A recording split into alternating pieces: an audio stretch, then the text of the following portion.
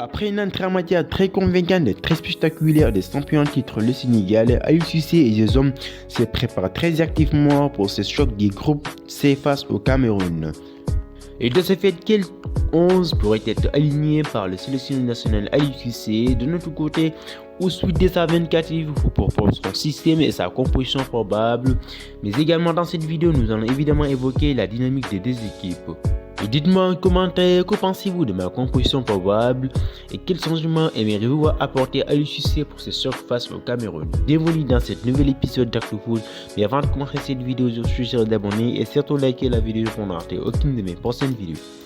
Pendant ce traitement, cette analyse de masse par un focus sur la composition des lions de la Terre en guerre, l'UCC avait mis en système 3-4-3 lors de ces victoires importantissime face à la Gambie. On a vu que ce système est prêt. Abdou Diallo a joué son rôle très important pour cette équipe. Une équipe qui a souvent joué son système 3-4-3 avec 3 défenseurs où Abdou Diallo a occupé une position très hybride qui a été très intéressant. On a vu que même si offensivement il manque quelque chose évidemment. C'est pourquoi on va certainement apporter quelques changements dans 11 face à cette équipe Cameroun. Évidemment, sans plus tarder, nous allons évidemment donner notre composition probable. Au niveau des buts, il n'y a pas de doute, c'est toujours Edouard Mendy.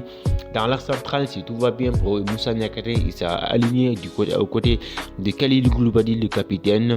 Dans l'axe droit, évidemment, parce que ce système, nous allons certainement passer sur un système 4-3-3 parce qu'il y aura l'arrivée certainement de Nampalys Mendy au niveau du milieu de terrain. Cette fois-ci, Aliou Cissé va certainement aligner le système 4-3-3. Évidemment, comme je l'ai dit, dans le latéral droit, il y a évidemment Krépin Diatta, dans le latéral gauche, évidemment Ismaël Jakobs. Au niveau du milieu de terrain, dans la récupération, il y aura évidemment Nampalys Mendy qui va prendre la place d'Abdou Diallo. Cette fois-ci, le système va se baser sur 4-3-3.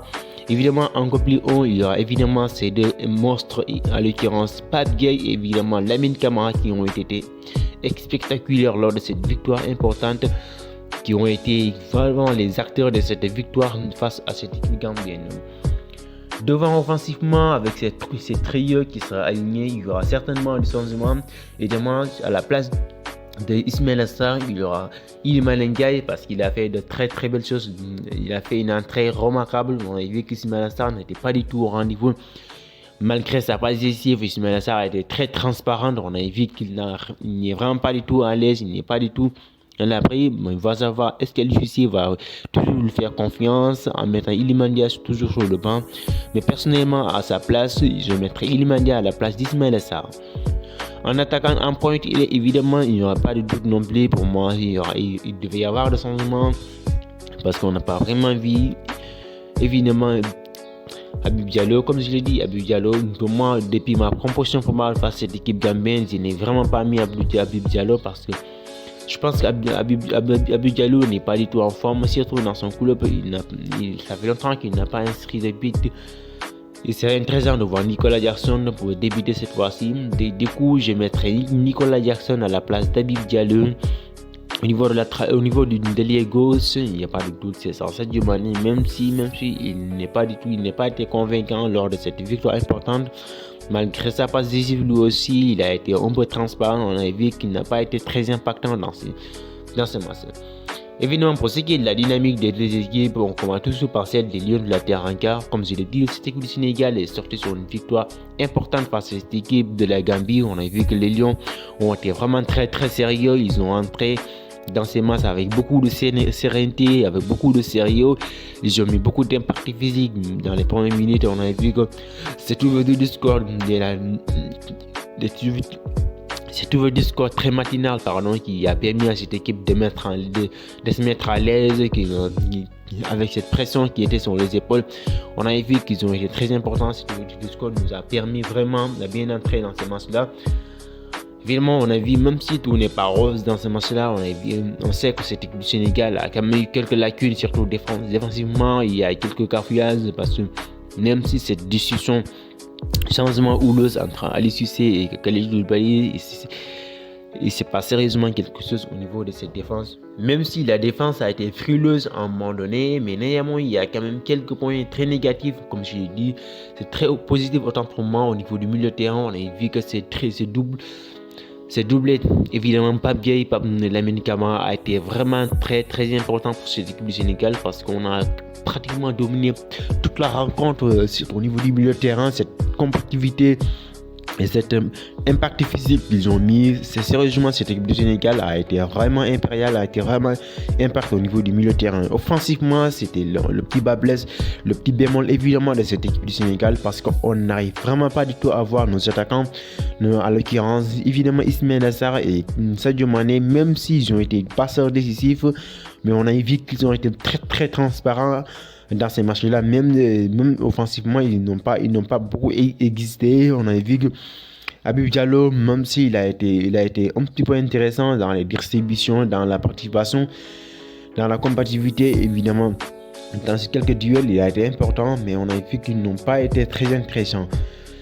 C'est aussi Ismaïla Sarr que j'ai trouvé très très frilose, il n'est vraiment pas du tout au rendez-vous, je ne sais pas qu'est-ce qui se passe avec lui. Sarr doit vraiment beaucoup travailler parce qu'il n'est pas du tout au niveau. Sadio Mané est toujours pareil, il n'a pas été très convaincant dans ce match-là, mais il y a moyen, ce match-là, ce n'est que le premier match, il faut très rapidement tirer des conclusions. Encore moyen, le match a été lieu, son moment très très compliqué avec surtout une température très très haute avec une degré de 35 degrés en pleine journée 14 heures, ça va être très compliqué pour une équipe déguisée, mais même si cette équipe du Sénégal a été vraiment très convaincante. Pour ce qui est de la dynamique de cette équipe du Cameroun, comme vous le savez, les Camerounais ne sont pas du tout dans de bonne dynamique. Ils viennent de faire un match nul très très décevant face à cette équipe de la Guinée qu'on a créée. On avait vu que l'équipe de la Guinée a été dominée depuis la fin de la seconde période, de la première période. Cette équipe du Cameroun a joué toute la deuxième période avec 10 contre 11. Ils n'ont pas réussi à marquer le moindre but. Ils n'ont pas été non plus très traçants offensivement. Ils ont mis quelques centres, mais cette équipe du Cameroun a sérieusement beaucoup de problèmes. Offensivement, ils n'ont vraiment pas du tout au rendez-vous, mais ça pourrait vraiment se comprendre parce qu'ils ont perdu beaucoup de joueurs. À l'occurrence, même Bryan Mbeumo qui n'est pas du tout dans la liste, qui a été blessé. Évidemment, le capitaine emblématique Vincent Boubacar qui est blessé et qui est le leader technique de cette équipe camerounaise. On a vu que sans lui, le Cameroun a beaucoup du mal vraiment à exister dans ces matchs-là. On a vu aussi, il y a quelques absents, évidemment, Eric Makim Choupo-Moting qui n'est pas convoqué par des raisons diverses qu'on ne connaît toujours pas. Cette équipe du Cameroun a sérieusement beaucoup de problèmes. Défensivement aussi, les latéraux n'apportent pas beaucoup parce qu'on a vu que les latéraux qui ont souvent Jean-Charles Castelletto est un joueur qui joue comme axial, qui a été formé comme axe. Il ne peut pas être très transant offensivement. On a vu qu'au niveau du milieu de terrain, il n'y a pas beaucoup de sérénité. Et dans la défense non plus, c'est le plus grand bémol de cette équipe. Il n'y a aucune sérénité.